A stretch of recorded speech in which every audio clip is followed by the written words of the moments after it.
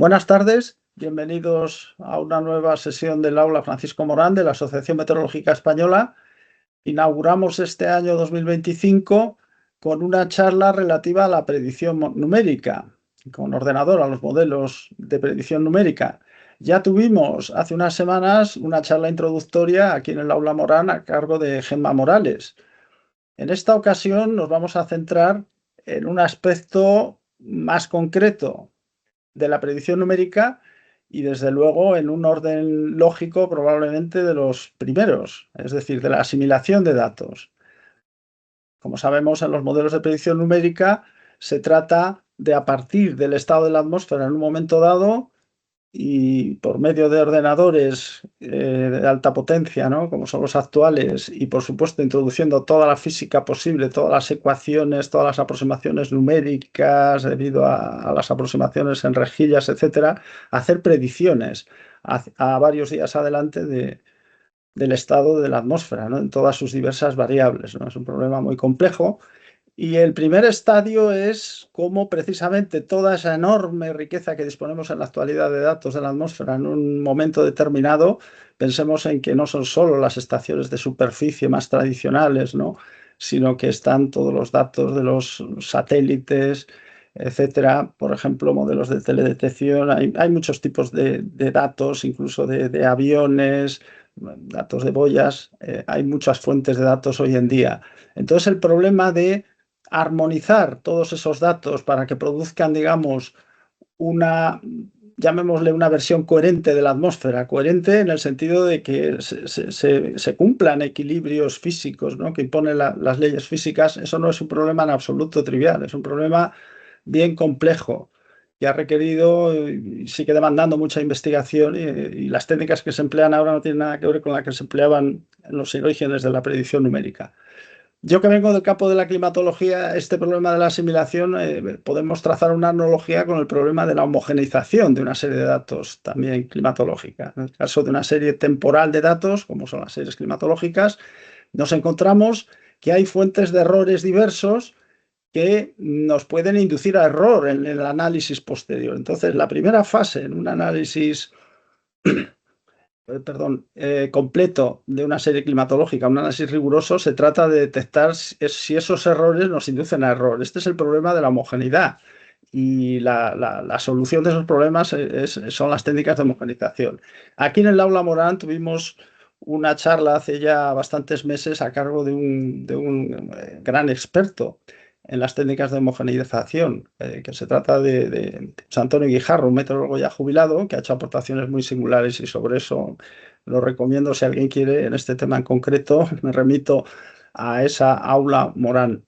Las analogías yo creo que son claras. Igual que en una serie climatológica, no es tanto la presencia de errores, digamos, absolutamente incorrelados las que induce problemas, sino la presencia de errores con estructura. Pensemos que si añadimos, por ejemplo, un salto en una serie y sumamos a partir de un momento dado un valor, por poner un ejemplo sencillo, eso nos va a inducir a errores inevitablemente si analizamos las tendencias de la serie y en general la variabilidad climática, ¿no? Algo muy similar ocurre con los modelos, pero a otra escala, de mucha mayor complejidad y con muchos volumen de datos mucho mayor, con los modelos de predicción numérica.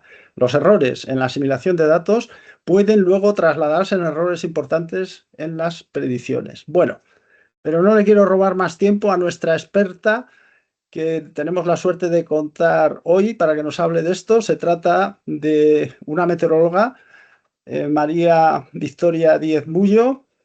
Paso a resumir brevemente algunas notas de su trayectoria profesional. Ella es meteoróloga del Cuerpo Superior de Meteorólogos del Estado desde el año 2003. En un inicio, pues, estuvo destinada en el Centro Meteorológico Territorial de Santa Cruz de Tenerife, y a partir del año 2005 se incorporó al área de modelización, en la que sigue. Es decir, lleva casi 20 años dedicándose a este tema de la predicción numérica. Ha estado en concreto con la asimilación de datos, de lo que nos va a hablar hoy, con los modelos Hirland y Harmonia-Arom, tanto en la parte de asimilación de las variables en superficie como en la asimilación de las variables atmosféricas en altura. En la actualidad es la jefa del Servicio de Asimilación de Datos y Sistemas dentro del área de modelización de AMET, y está trabajando en la simulación de variables atmosféricas, introduciendo nuevos tipos de observaciones para la pasada operativa del Harmony Arom que se ejecuta diariamente en AEMET. Y nada, por mi parte, solo recordar a todos los asistentes que estas charlas del aula Morán se graban y se cuelgan luego en YouTube. Y por el tema de protección de datos, recordamos, como siempre, que tras la exposición de María Victoria, abrimos un turno de preguntas, comentarios, que también se pueden plantear a través del chat y que cada cual entonces pues decida si quiere activar la cámara o si decide hablar solo con la voz, etcétera, ¿no? Teniendo en cuenta esto, que se van a colgar posteriormente en YouTube. Así que, María Victoria, cuando quieras. Muchas gracias, José Antonio, por esta magnífica presentación. Así que nada, pues yo quería presentarme, soy María Victoria Díez Mullo y bueno, os dejo aquí mi dirección de correo por si acaso hay algún tema que no ha quedado claro del todo o más adelante queréis contactar conmigo pues para hacerme cualquier pregunta relacionada a la asimilación de datos. Cuando hablé con José Antonio me dijo que bueno, pues que hiciera unas charlas divulgativas. Entonces yo empecé a plantearlo desde el principio, en qué es la asimilación de datos. Hay un algoritmo, hay dos, hay varios. ¿Qué diferencias hay entre algoritmos? El uso de las observaciones y unas pequeñas pinceladas de cómo podemos usar la asimilación de datos en los modelos operativos de predicción numérica. Ay. Como muy bien ha comentado José Antonio, recordamos lo que es un modelo numérico, que tenemos un área de interés, perdonad, ¿veis el ratón?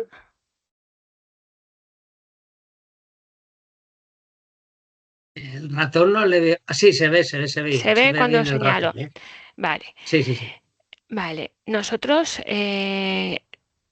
tenemos un conjunto de ecuaciones primitivas del modelo. Estas ecuaciones primitivas se derivan de las ecuaciones fundamentales que rigen la dinámica atmosférica. Pues muy bien, tenemos unas ecuaciones que nos relacionan unas variables meteorológicas como el viento, la temperatura, humedad, en un instante de tiempo, y al tener estas ecuaciones nos permitirían calcular estas variables en un instante futuro. Pero ¿dónde está el problema? El problema es que son ecuaciones no lineales y no tienen solución analítica a día de hoy. Entonces, por eso debemos linealizarlas y discretizarlas. Discretizarlas porque estas ecuaciones son ecuaciones que nos describen un continuo del fluido, pero nosotros no podemos calcular todas esas variables en un continuo, sino que nuestra área de interés, nuestra rejilla, la dividimos en un grid regular. Un grid regular en latitud, longitud y también en altura, con diferentes modelos. Entonces, nosotros tenemos nuestras ecuaciones fundamentales atmosféricas que las linealizamos para poder resolverlas, pero también las discretizamos para encontrar, resolverlas, estas ecuaciones en cada uno de nuestros puntos de nuestra malla. En estos dos procesos están introduciendo muchísimos errores, por lo tanto ya estamos asumiendo que no va, bueno, muchísimos errores. Estamos introduciendo errores, entonces ya estamos asumiendo que nuestra predicción no va a ser perfecta.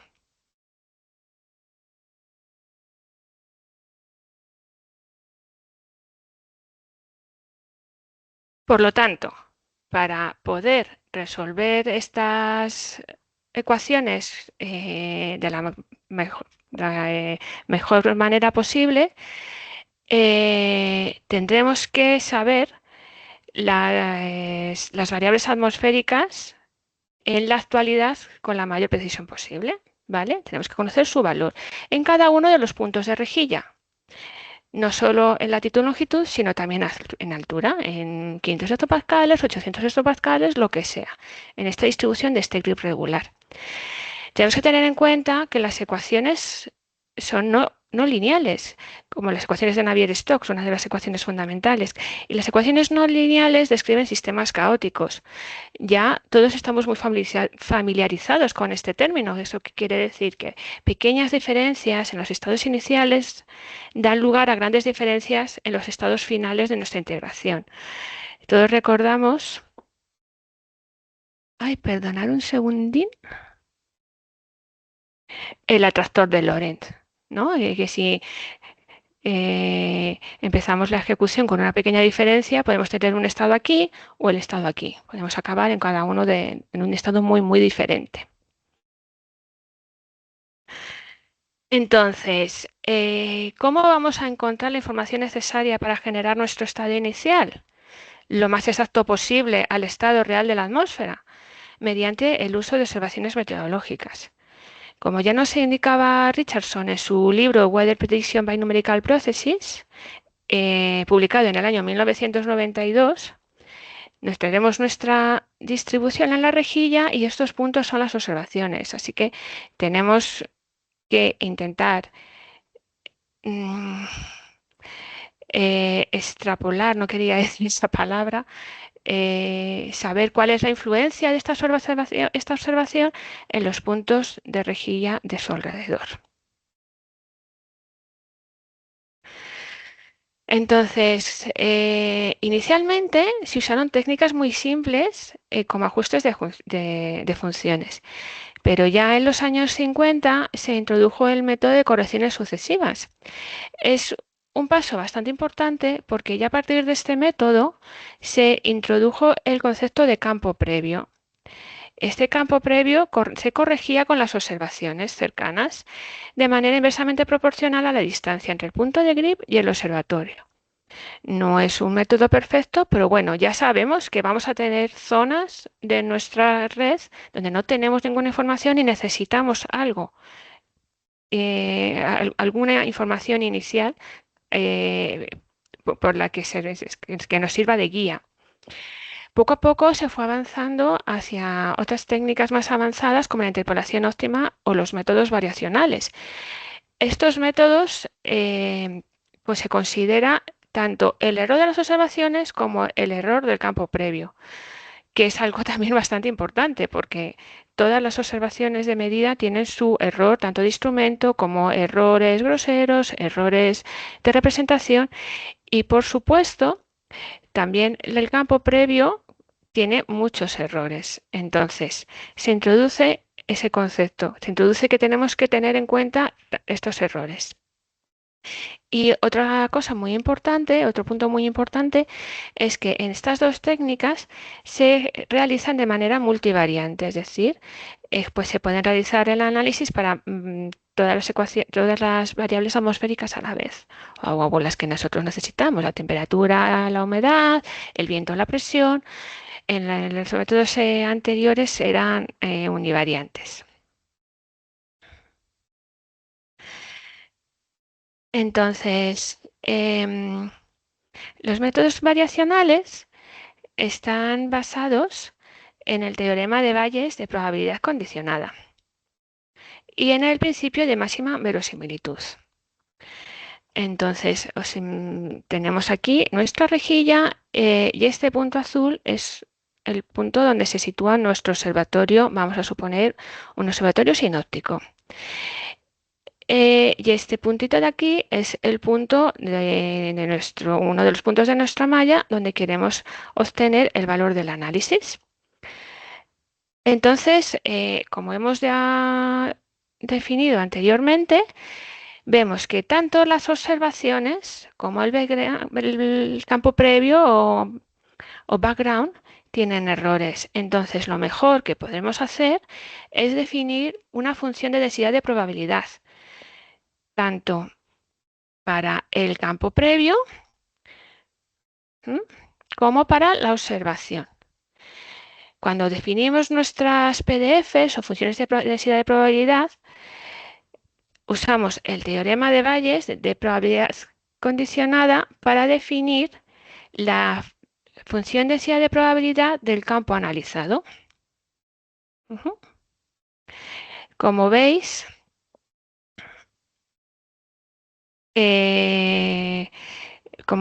pues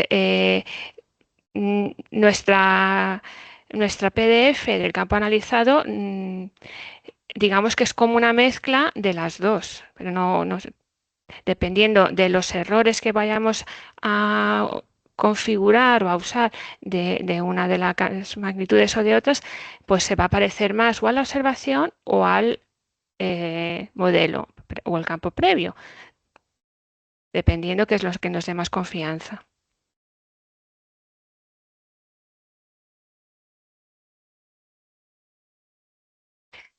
Vale, por simplicidad se define la función j o función de costo como el logaritmo neperiano de la función de densidad de probabilidad del análisis más una constante. De manera que nos quedaría algo parecido a esto, no, nos quedaría exactamente esto. Esta parte, donde está la b, digamos que es la contribución del campo previo, donde x de b sub b es el valor del campo previo y b es la matriz de covariancia de los errores del background. Esta primera parte es la parte relacionada con las observaciones, donde tenemos la observación en su observatorio, la extrapolación de el first guess en el punto del observatorio y la matriz de covariancia de los errores de la observación. Una vez que ya tenemos definida nuestra función de costo, usamos el principio de máxima verosimilitud, donde establecemos que el valor del campo analizado será el que haga máximo su función de densidad de probabilidad o bien minimice la función j, es decir, la divergencia de j sea igual a 0.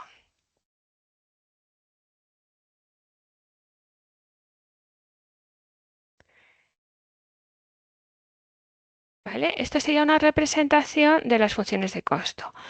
La función de costo del background, la función de costo de la observación y la función de costo del campo analizado. Vemos que no tiene por qué coincidir, porque la función estamos hablando de densidades de probabilidad que no es una suma. Utilizamos el teorema de Bayes de probabilidad condicionada. Entonces, el valor del campo analizado puede ni ser el valor del background ni el valor de la observación, porque estamos teniendo en cuenta sus errores.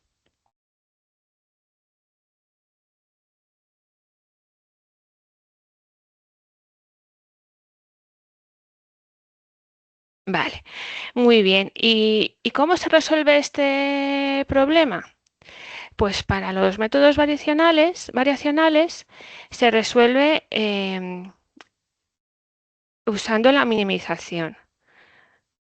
Entonces, empezamos calculando la matriz de costo en X con X sub B. Y ya con esto vamos minimizando hasta llegar al valor mínimo de la función de costo, después de varias iteraciones.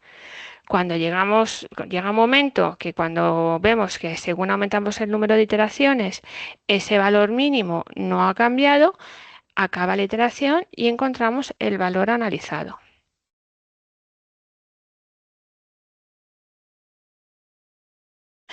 Entonces no quería meterme mucho más porque, bueno, pues al final todo esto es un poco complicado, pero sí que quería introduciros un poco lo que es la asimilación variacional y que se sigue trabajando en la mejora de los algoritmos ya existentes y en el desarrollo de los nuevos. y que, bueno, dependiendo de tu modelo, de tu problema, puedes elegir unas técnicas o otras. Puedes elegir un 4D bar, un 3D bar, filtros de calma. Y ahora mismo, actualmente, lo que se está es trabajando mucho con técnicas en bar, el 3D en bar o el 4D en bar, en las cuales la matriz B de matriz de covariancia de los errores del background no es estática, sino que se va calculando a lo largo del tiempo.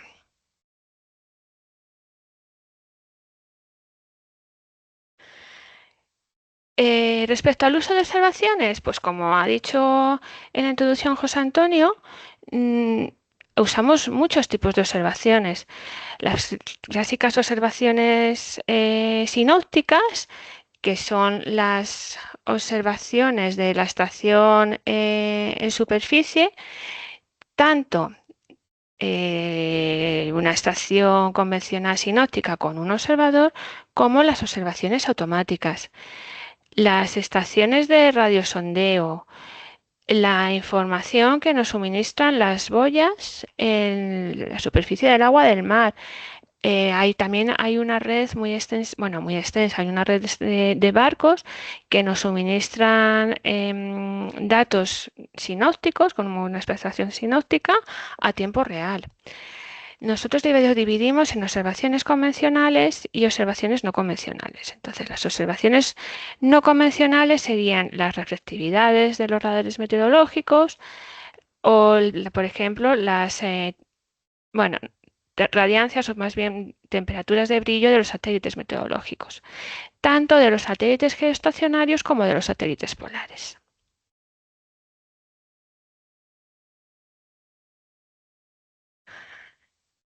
También usamos como observaciones en la asimilación otros tipos de observaciones que llamamos derivadas, que no es una medida directa de un instrumento.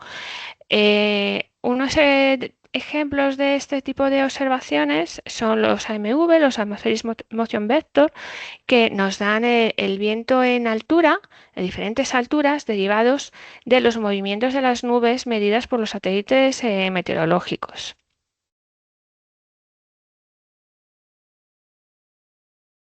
Otro tipo de observaciones derivadas son los GNSS. Estas observaciones se derivan del retraso de la señal de los satélites GPS que usamos para la navegación. Tenemos diferentes productos derivados de este retraso de la señal. Uno de ellos, por ejemplo, es el Zenith Total Delay. Y aquí lo que nos dice nos da medidas de la humedad en la columna atmosférica. Dependiendo del retraso de la señal, vamos a tener más o menos humedad. Entonces, eso se calcula y nos da medidas de humedad. También tenemos las radioocultaciones, que nos dan medidas de la temperatura y cerca de la tropopausa. Más tipos de observaciones derivadas serían los MODES EHS, perdón. Estas observaciones son muy interesantes porque tienen una gran densidad, nos dan datos de viento y temperatura calculados a partir de la información suministrada por los radares de la aviación civil. Los radares de la aviación civil tienen como modo respuesta, entonces mandan una señal a todos los aviones que están en vuelo en ese momento y los aviones tienen un dispositivo de responder. Entonces, con los datos que mandan, se calculan los vientos y temperatura en la posición en la que está el avión en ese momento. Entonces, esta es la densidad de datos de MODES. Como veis, es muy, muy alta, sobre todo en la zona de Europa Central, zona de Alemania y Holanda, que es donde hay más tránsito aéreo. Otras observaciones derivadas son los vientos derivados del radar Doppler. Como sabéis, el radar Doppler nos puede dar la velocidad a la que viene la nube. Pues eso podemos calcular, o vientos radiales o vientos Doppler, de cuál sería el viento en una columna atmosférica. Tenemos los algoritmos, tenemos las observaciones, pero ¿cómo estamos usando esto en los modelos operativos? Pues en general, en los modelos de predicción numérica a corto plazo, medio plazo, se realizan dos tipos diferentes de asimilación. La asimilación en superficie, que es necesaria para inicializar las variables de las parametrizaciones de superficie, la temperatura y el contenido de agua del suelo en las diferentes capas. Es muy importante la humedad y la temperatura en el suelo para la temperatura, para saber cómo es la evolución de la temperatura a 2 metros y la humedad relativa a 2 metros. Entonces, están muy relacionadas. Necesitamos saber cómo es la temperatura y el contenido de agua del suelo en las diferentes capas del suelo para poder calcular cómo va evolucionando, si se va secando el suelo, si se produce precipitación, si hay nieve, cómo va evolucionando el suelo y cómo va llenándose o vaciándose de agua. Y ese contenido de agua de suelo o bien se evaporará o a través de la vegetación se evapotranspirará y habrá una gran relación, hay una relación con la temperatura y humedad a 2 metros. Entonces es básico saberlo. Ahora mismo en muchos modelos estamos haciendo la transición de 3 capas de suelo a unos suelos más sofisticados donde puedes tener más capas de suelo. Evidentemente, dependiendo de las capas de suelo, puedes usar una método de asimilación u otro. Y la asimilación en altura, que es lo que estábamos hablando hasta hace un momentito, que es inicializar en cada uno de los puntos de esta malla las variables de las ecuaciones primitivas de la atmósfera: temperatura, viento, presión y humedad.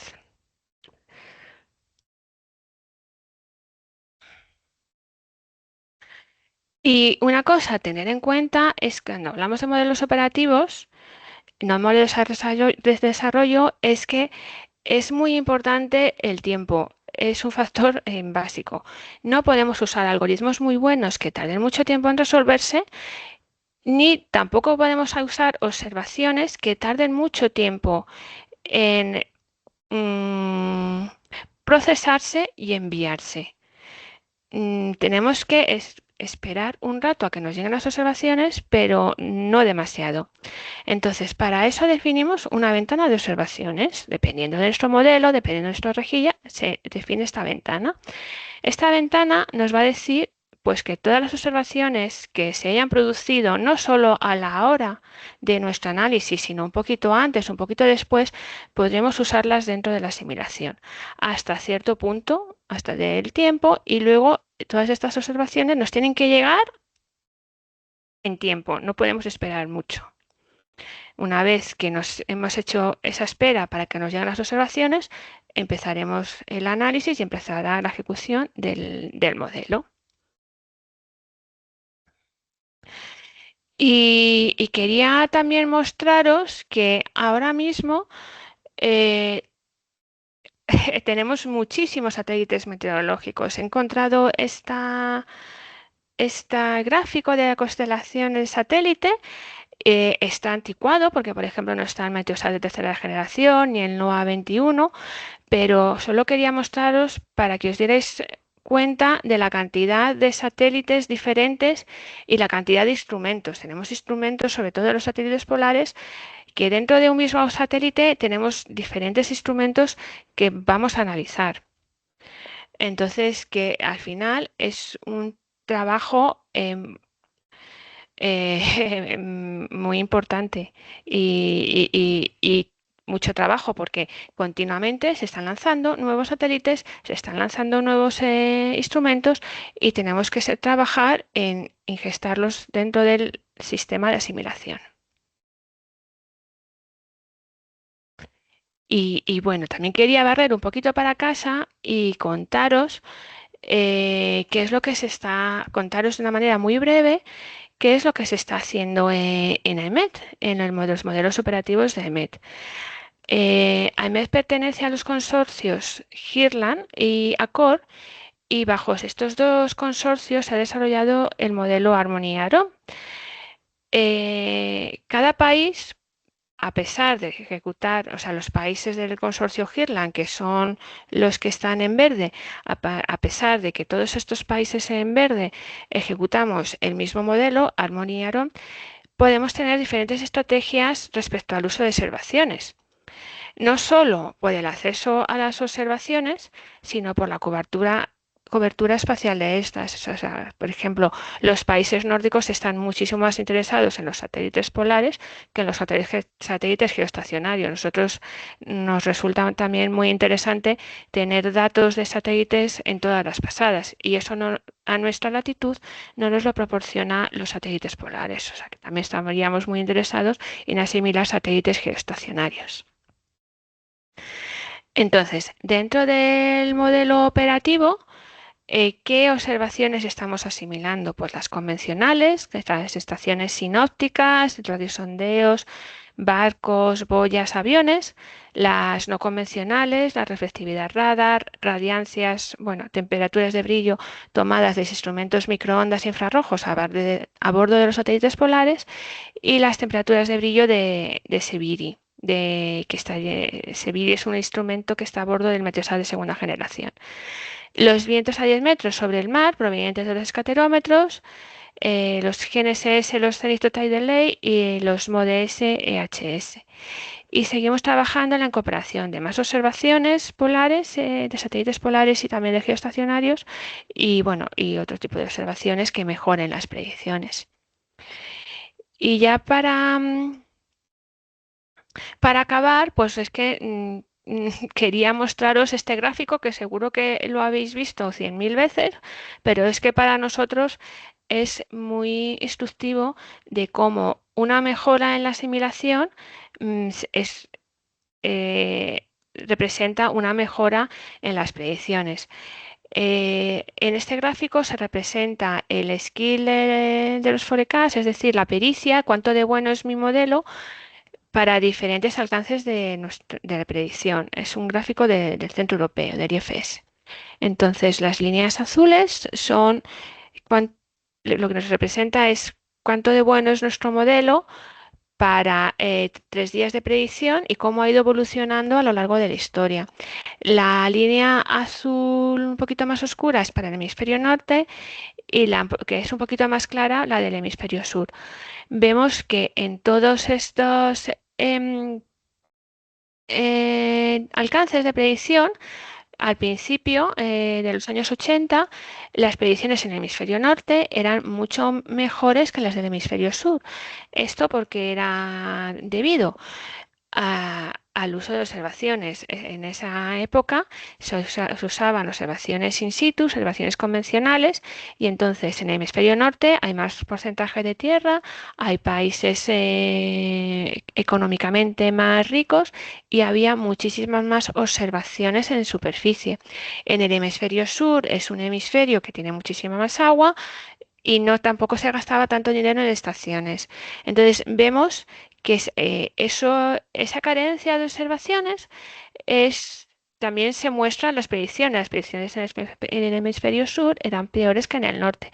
Pero ya cerca del año 2000 se introdujeron los satélites en la asimilación de datos en el centro europeo.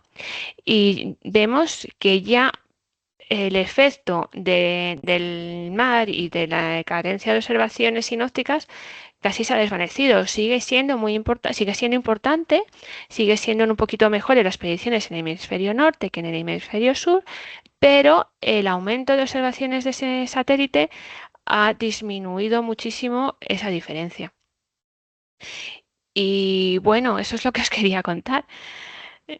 Muchas gracias. Vale, muchas gracias a ti, María, por esta, yo diría, científicamente apasionante, ¿no?, presentación, porque el problema este de la asimilación aquí nos has podido, o forzosamente, de una forma muy a pinceladas y resumida, pero desde luego toda la riqueza del problema, las perspectivas y el reto, yo diría, científico, cuando teniendo en cuenta que hay tantísimas fuentes de observación que van creciendo, todo el tema de la teledetección, tuvimos también, lo mencionaste, ¿no?, sobre el Meteosat de tercera generación, tuvimos hace poco una charla también en el Aula Morán. Todo ese aumento enorme de información Luego la cuestión es, bueno, ¿qué hacemos con toda esa especie de bazar de datos de distintos orígenes, ¿no?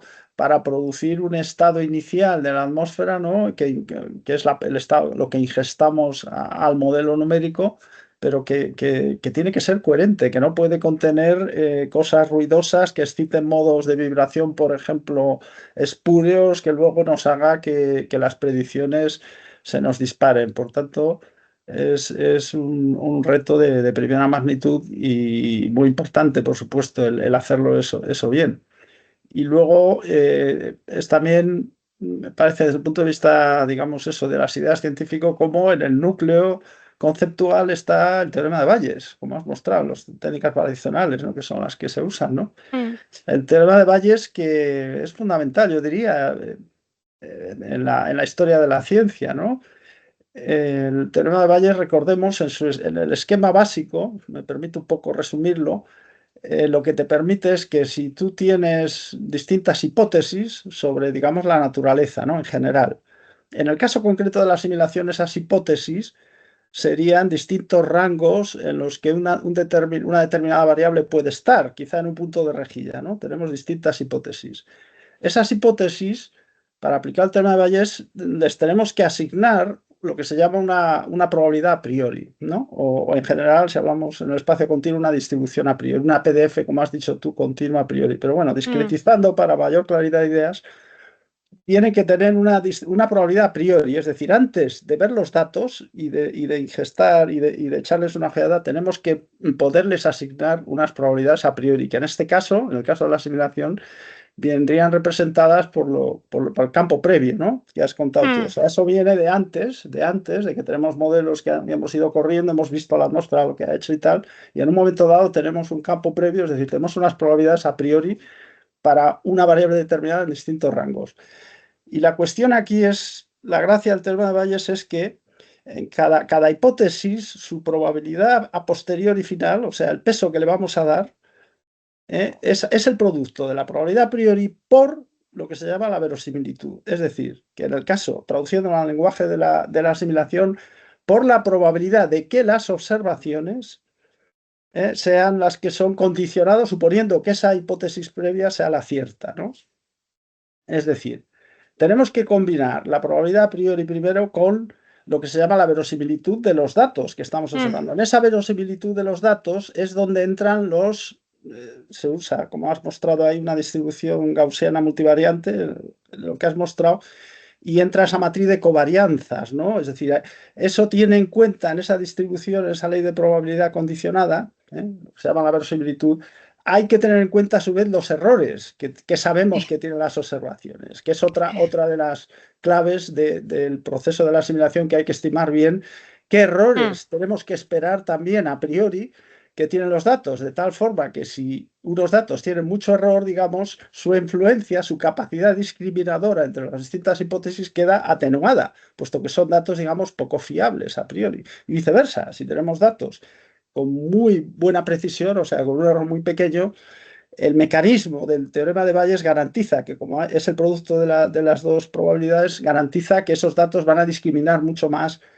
entre las distintas hipótesis, que en este caso serían, como digo, los rangos posibles, discretizando, ¿no? Estoy mm. de la variable. Bueno, este es el esquema de las ideas que se aplica en muchas otras áreas de la ciencia, ¿no? Y que está en el fondo en la base, incluso la justificación metodológica de lo que sería nada más y nada menos que la inducción en la ciencia, ¿no? Es decir, partimos de unas hipótesis, luego recolectamos datos y luego mezclamos, combinamos datos e hipótesis y a partir de ahí formulamos nuevas hipótesis o decidimos entre unas y otras, ¿no? Bueno, o sea que aquí en este problema de la asimilación está todo, digamos, maravillosamente ensamblado y, ¿no? Y bueno, y es fundamental, ¿no? Para hacer bien luego las predicciones metodológicas. Bueno, yo ya estoy esperando, no sé si hay peticiones de... ¿Alguien se anima a aportar algún comentario? Seguro que sí, porque entre nuestro auditorio tenemos varias personas que tienen conocimiento y han trabajado en predicción numérica y seguramente pueden enriquecer o plantear cuestiones o perspectivas. Yo, si no, te plantearía un poco la cuestión, si no me equivoco, no sé, voy a Perdona, mirar el perdona. chat a ver si hay una pregunta. Me parece que me vas a decir eso, ¿no? Sí, José Antonio, tienes una Sí. pregunta de Cristina, perdona. Muy bien, pues gracias, Amadeo. Sí, la iba a mirar ahora, pues la formulo en alto. Es cómo se combinan observaciones de una misma variable dadas por instrumentos diferentes en un punto en concreto para dar una única observación en ese punto. Es un poco- Ay, creo que no lo he entendido muy bien. O sea, ¿cómo se combinan, dices, observaciones? Observaciones de una misma variable, ¿no? Dadas por instrumentos diferentes en un punto concreto. Bueno, aquí parece que está Pero está hablando concretando, de satélite, por ejemplo. debe de referirse, por ejemplo, exacto, a que tengamos una observación in situ, a lo mejor en tierra, por ejemplo, me imagino, de O la a lo temperatura, mejor, y tengamos otra con el satélite, ¿no? vale, ya Parece que creo habla de que, un mismo punto, ¿no? Este, Para dar una pero única no, Están observación. abiertos, perdona, están abiertos los micrófonos y las cámaras, que el que quiera puede activar su micrófono en su cámara y hacerlo directamente si quiere, que no hay. pero creo que ya la he entendido. O sea, realmente no combinamos para conseguir una única observación de diferentes, sino que hacemos un estudio de redundancia previo a la asimilación. Entonces comprobamos si hay observaciones redundantes. Y si hay observaciones redundantes, como sugiere Cristina, que es posible que haya, por ejemplo, en los aviones o satélites, se decide de manera automática qué observación se va a usar, cuál nos vamos a creer, o no sé, o en cuál te definimos un error más pequeño. Luego, a Entonces, lo mejor yo añadiría, no sé si he entendido bien la pregunta o tú corrígeme, María. Entiendo a lo mejor que hay que aclarar que como tú has explicado, lo que se hace al final, después del proceso de asimilación, es asignar valores de las variables en los puntos de rejilla. No valores de las variables, por ejemplo, en un lugar donde se ha hecho una observación de temperatura, salvo que coincidiera con un punto de rejilla, pero no tiene por qué ser el caso. a ver, ese no es el objetivo es encontrar eh, la temperatura, el viento, la presión y la humedad en cada uno de los puntos de la rejilla Exacto, con todos con todos los medios que tenemos. con todo, exacto. Pero también es verdad que si para hacer un control de calidad de las observaciones previa al análisis, hacemos una interpolación de diferentes de los puntos de rejilla alrededor y lo interpolamos al punto de observación de esa variable. ¿Vale? Por ejemplo, en la temperatura a 2 metros tenemos una observación en mitad de lo que sea y cogemos el valor del background en el observatorio. ¿Por qué hacemos eso? Eso se hace con una interpolación lineal o biocúbica. Eso lo hacemos para comprobar si hay mucha diferencia entre esa observación y lo que nos esperaríamos. Si es una diferencia muy grande, eso nos indica que a lo mejor esa observación es errónea. Pero yo creo que Cristina no estaba preguntando eso. Creo que sí estaba preguntando que si tenemos muchas observaciones en un único punto, ¿qué hacemos? Entonces, por una parte, se mira cuántas observaciones tenemos en ese punto. Es verdad que puede ser que nos coincidan. Pues mira, si tenemos diferentes observaciones, por ejemplo, podemos tener una observación de MODS y una observación ANDAR. Son diferentes boletines que están en el mismo avión, en el mismo punto. Entonces, ¿qué hacemos? Bueno, pues si vemos que tenemos observaciones redundantes, quitamos la que nos parece que tiene menor calidad. Ujú. Vale, Sí, decía Victoria que efectivamente, perdón, Cristina, que efectivamente esa era su pregunta, ¿eh? Gracias. Vale. Vale. vale. Luego también hay otras cosas que se pueden hacer. Podemos emplear técnicas de thinning que se llaman, que lo que hacemos es reducir la densidad de observaciones, porque si la densidad de observaciones es muy alta, nos pueden dar problemas numéricos y bueno, entonces lo que se puede también hacer es reducir la densidad de observaciones para que no haya covariancia o a generar una superobservación o un superovin, que es hacer como una especie de media de las diferentes observaciones en un punto. Hay diferentes opciones. Ajá. Muy bien, pues de acuerdo. ¿Hay alguna intervención más por parte de la audiencia? Dice, Adrián pregunta está Adrián, preguntando. sí. Pregunta Adrián, ¿cuánto tiempo puede llevar la asimilación de datos en comparación a lo que tardaría el modelo en ejecutarse? Pues depende de las técnicas. O sea, yo ahora mismo te diría el que se ejecuta en EMET, eh, entre el proceso de observaciones y asimilación y la parte de screening, un 10%, 20%. Me ha pillado, pero sí, bastante menos que la predicción. Que la predicción. Hmm. Vale. Oye, esperando si hay más preguntas, te quería yo preguntar, ahora que hablamos tanto de la inteligencia artificial, y ya lo comentó Gemma Morales un poco, lo hablamos, ¿no? El tema del posible impacto, ¿no? Sobre la modelización numérica en general y tal. Pero concretando sobre el tema de asimilación, ¿hay algo en concreto que podamos decir? La Hay inteligencia muchas artificial. cosas, hay muchas cosas. Lo que pasa que todavía hay que hay que hacerlo, hay que probarlo, pero para hacer el control de observaciones, por ejemplo, el control de calidad, la reducción de vías, tenemos observaciones que son muy buenas, pero sabemos que tienen un vía sistemático. Entonces, nosotros tenemos técnicas de, para resolver ese problema del vías, ¿no? De resolución de vías. Pero yo creo que esas técnicas de Machine Learning también nos podrían ayudar. Hay muchas cosas, hay muchas ideas, sí. Lo que pasa es que nos ha pillado un poco como de sopetón, como que tenemos que trabajar y ponernos a ello. Ajá, está irrumpiendo, ¿no? Sí, sí, Otra sí, desde pregunta luego. veo en el chat otra pregunta de Cristina. ¿Ponen los diferentes países europeos a disposición todas las observaciones que tienen? Sí.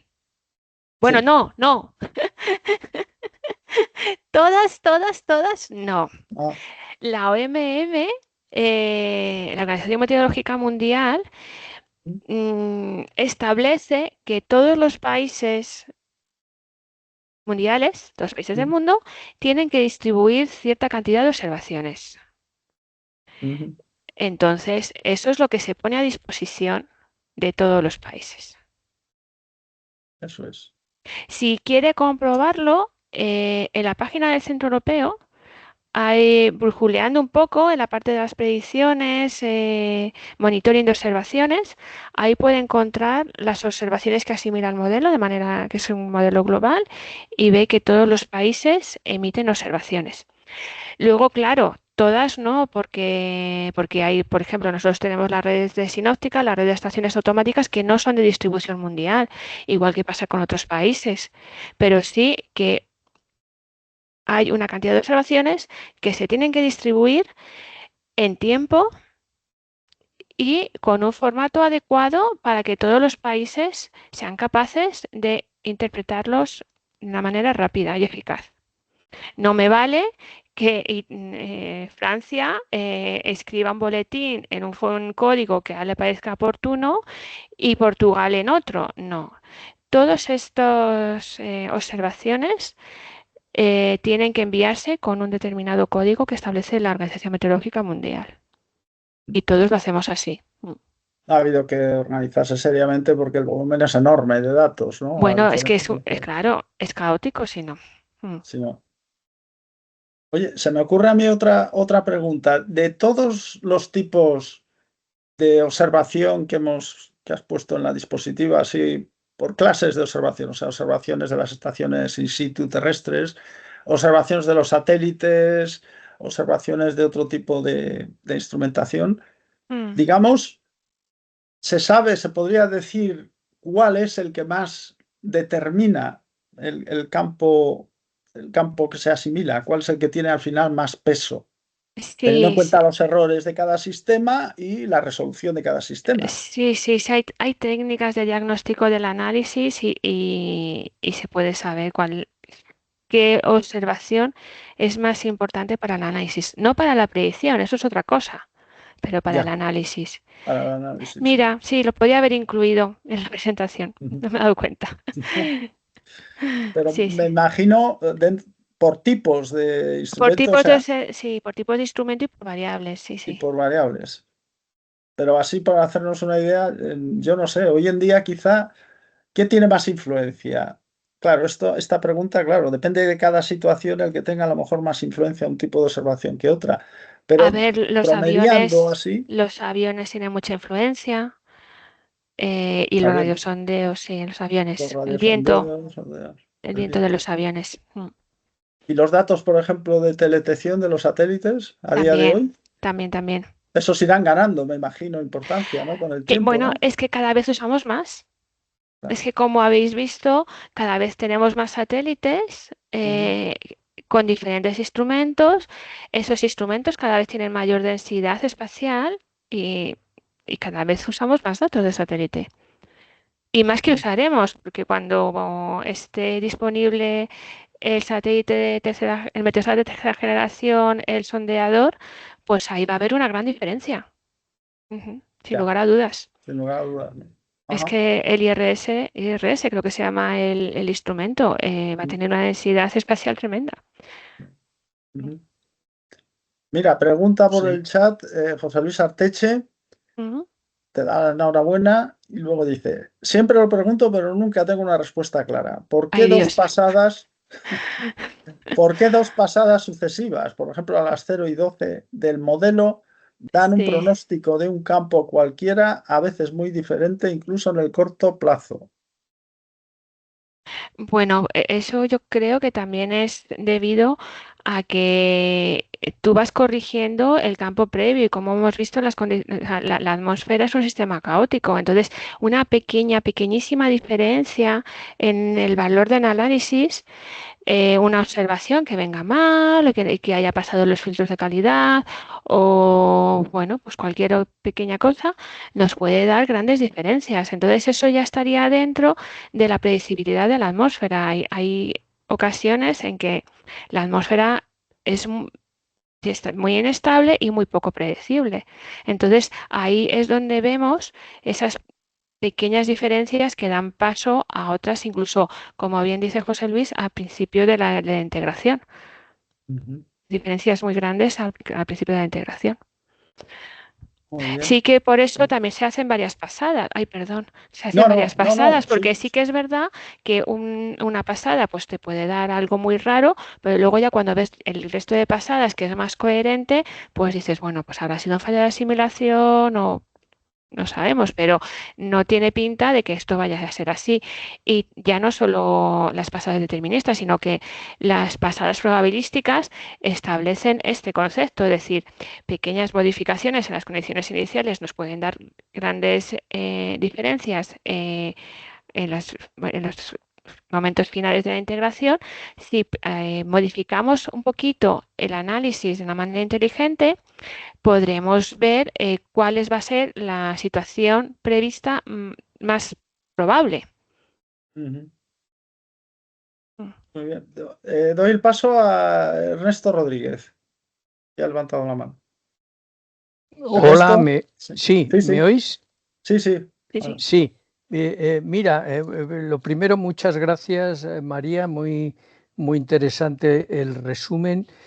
Quería a ver que nos dieses tu opinión sobre todos estos cambios que está habiendo y que el Centro Europeo está muy involucrado en relación con el uso de técnicas de machine learning. El otro día estuvimos discutiendo y viendo que al menos para la parte de predicción, las técnicas de machine learning son muy competitivas y primero son muy rápidas, incluso el, eh, el algoritmo que ha generado el Centro Europeo mejora, el algoritmo de Machine Learning mejora la Mm. predicción tradicional hecha con ecuaciones. Eh, El problema que tenía hasta ahora es que todos estos algoritmos al final se basan en un análisis que hasta ahora ha sido el del ERA y bueno, pues eso no se ha podido sustituir. Hasta hace muy poco que he visto un artículo que ha sacado el Centro Europeo hace una semana o dos, donde directamente con técnicas de Machine Learning relacionan observaciones, todas las observaciones, con las predicciones hasta 4 o 5 días, saltándose la asimilación de datos, que hasta ahora era uno de los principios básicos de la predicción numérica. El pasar desde las observaciones, combinarlas, extrapolarlas, llevarlas a una asimilación de datos en una rejilla que luego va a ser la rejilla de cálculo en el que se van a resolver las ecuaciones. En este último artículo se saltan ese paso y pasan de las observaciones directamente a las predicciones. Ahora, en una primera instancia, no he leído con detalle el artículo, pero no parece que mejore en cuanto a índices, pero desde luego es un paso sustancial, porque eliminaría uno de los pasos que ha sido uno de los pilares durante 50 años, la asimilación de datos. Yo no sé si tú tienes alguna información sobre esto que está haciendo el Centro Europeo sobre este tema, que en definitiva es coger las observaciones, aplicar técnicas de Machine Learning y pasar directamente a las predicciones, saltándose todo lo que se hace en la asimilación de datos, incluido corrección de sesgos, interpolación, todo esto. Sí, sí que había oído, no estoy tampoco muy familiarizada con este tema, pero yo creo que me parece que es muy, muy interesante, pero al final para la operatividad iremos hacia una técnica mixta, de donde se aplicarán técnicas a lo mejor de manera individual para la corrección de vías o para calcular el operador de observaciones, algún operador de observaciones, pero algo tan drástico yo creo que todavía no. Todavía no estaríamos preparados, pero bueno, a lo mejor me equivoco, no lo sé. Y otra cosa que es muy interesante es que todas estas técnicas de Machine Learning al final se están alimentando de reanálisis. Y los reanálisis siguen usando las técnicas clásicas. O sea, hasta el día de hoy creo que no se puede alimentar un modelo de Machine Learning, un modelo Data Driven, con otro modelo Data Driven. Entonces... Sí, no, este que te digo se salta el reanálisis, o sea, relaciona observaciones con predicciones directamente. No depende del reanálisis, que era lo que me ha sorprendido. Pero ni siquiera para alimentarlo, o sea, ni siquiera para entrenarlo. Ah, pues entonces estoy equivocada. Ah, pues lo buscaré. Es realmente asombroso porque todo lo que han hecho, incluido los intentos de las diferentes tecnológicas, se han basado en reanálisis. El reanálisis, esto que ha hecho el Centro Europeo, y es un poco lo novedoso del asunto este, es que relaciona directamente toda la pléyade de observaciones, incluidas todas las de satélite, con predicciones. Relaciona unas con las otras, saltándose el análisis. Pues muchas gracias, lo miraré porque pensaba que a pesar de lo que me estabas comentando, que a pesar de usar observaciones, seguía entrenándose con un reanálisis y unas observaciones, o sea que será un método mixto. Sí, mira, Miguel Ángel Martínez está poniendo aquí algo que creo que tiene que ver con esto. En el chat. Miguel Ángel, ¿tienes algo que comentar? No, simplemente lo que pues ya lo comenté en la presentación mía del MTG, que respecto cuando esté lanzado IRS, lo que comentaba María, que ahí, o sea, la resolución espacial y temporal y espectral que permitiría hacer muchas mejoras al disponer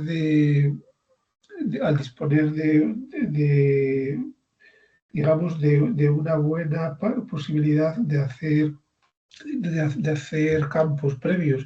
Entonces, una de las cosas que empiezan a probar es pues, integrar el Machine Learning para, digamos, evitar un poco la parte de asimilación. Entonces, aunque las primeras, y están haciendo las primeras pruebas, sí. El objetivo también es que mientras que ahora con la asimilación, pues está todo el tema de que solo se usan muy pocos canales, muy pocos, y por el tema de los thinning y los screening y todas estas cosas de aquí, pues el poder avanzar en estos casos, en estos temas, sería la posibilidad de meter todavía más satélite o sea, más canales y evitar un poco pues, los cuellos de botella de la asimilación. Entonces, pues, a ver, estamos en los inicios de las primeras pruebas de las cosas, pero el concepto es totalmente revolucionario porque sería el cocinar directamente en la predicción, evitando pues lo que vosotros lleváis haciendo durante pues, décadas. Toda la vida, sí. Décadas. Entonces, pues ¿a dónde llegará? Pues no lo sabremos, pero también el poder disponer de instrumentos que te permitan complementar pues unas observaciones verticales, espaciales, etcétera, pues digamos que se va a juntar el primer momento en el que tienes este tipo de instrumentos con la técnica nueva que te permitiría poder empezar a usarlos. A ver, todo se tardaron, creo que fueron 20 años desde que estaban los satélites los primeros lanzados hasta que empezaron a asimilar, pues tampoco creo que esto sea inmediatamente, pero como concepto, pues... Sí, no, en el artículo este que comento hablan de, bueno, que es el comienzo, o sea, pero es un cambio de paradigma en todo esto. Efectivamente. Entonces, por ejemplo, IRS y IASI-NG, y bueno, ahora mismo IASI, pues solamente se utilizan muy pocos canales, o se utilizan los canales que se puede, porque la asimilación también es cara, calculan los jacobianos y todas estas cosas. Si tienes algo que te evitas esos pasos, pues en principio, al principio no vas a usar todo, vas a usar lo mismo, pero luego poco a poco, pues quién sabe qué es lo que pasaría. O sea, eso es un poco la cosa. O sea, la expectación es máxima, entonces, pues... Y de hecho, pues en la página Tony Mandali nos presentó unos primeros resultados, lo que pasa que no tengo presentación, o sea, nos la dijeron que nos la pasaría, no la tengo, y luego la semana que viene, en la reunión de la AMS, tiene una presentación, así que poco a poco pues irán saliendo y teniendo acceso para poderlas ver. Pero vamos, son las primeras pruebas pues de algo que puede llegar a hacerse. Y luego si en el IRS se lanza en principio en el verano del 25, julio, o el verano de este año, en julio del 25, no estarían los datos disponibles hasta la primavera que viene, ya calibrados, navegados y con la commissioning, con lo cual empezarían a poder jugar con esto pues la primavera que viene, el verano que viene. Y digamos, no es tampoco para que mañana ya empecemos a hacer estas cosas. Muy bien. Bueno, es un tema muy interesante, desde luego. Aquí Sí. los cambios que se adivinan en el horizonte, ¿no? Que pueden ser de un carácter fundamental, ¿no? Como habéis puesto de manifiesto. Doy la palabra a Amadeo, que la ha pedido. No, Amadeo. no, era una pregunta Ah, que... Sí, sí, sí, sí, ¿me sí, sí, oyes? adelante, adelante. No, es una pregunta que se ha quedado pendiente ya desde hace 10 minutos así de Cristina y dice, entonces cuando se ha tenido que cerrar el espacio aéreo debido, por ejemplo, a la erupción de un volcán, ¿se ha visto afectada la calidad de la predicción? Sí, sí, sí, tal cual. Y en el COVID, por ejemplo. Vale, de acuerdo, es que era una pregunta que se había quedado ahí Sí, pendiente. Mm, pues sí, así es, ¿no? así es. Pues, muy bien, pues yo creo que no hay más preguntas. Yo creo que podemos ya dar por finalizada esta tan interesante sesión y del aula Morán. Y nada, por mi parte simplemente pues convocar a todos los que sigan esta sesión bien en directo o que la vean en breves para la siguiente aula Morán que se anunciará en su debido momento. Y nada, muchas gracias. Te reitero, por supuesto, las gracias en nombre de toda la Asociación Meteorológica Española, María, por tu participación. Gracias a vosotros por dejarme estar.